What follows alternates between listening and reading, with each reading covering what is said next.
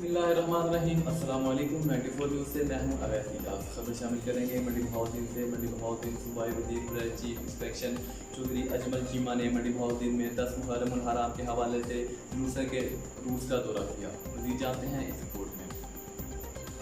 जी सूबाई वजीर बराए chief minister inspection team Chaudhry Ajmal Cheema ने मंडी बहाउद्दीन में 10 मुहर्रम उल हराम के हवाले से जुलूसों के रूट्स का दौरा किया। कादराबाद, दोगल और मंडी बहाउद्दीन शहर में सदर गेट से बरामद होने वाले जुलूस का इमाम बारगाह सज्जादिया तक के रूट्स का मुआयना किया और सिक्योरिटी के इंतजाम का जायजा लिया। इस मौका पर deputy commissioner Mehtab Waseem Azhar, district police officer Nasir Khan Sial, SP investigation Tariq Mahmood Sakhera, assistant commissioner DSP Khalid Mahmood Ranjha, सियासी नुमाइंदगान, सहाफ़ी हज़रात और सिविल सोसाइटी भी मौका पर मौजूद थे और महकमा पुलिस के बेहतरीन इंतजाम और सिक्योरिटी प्लान की हौसला अफजाई की। अब तक के लिए इतना ही। मज़ीद खबरों और अपडेट के लिए 94 न्यूज़ के साथ रहिएगा।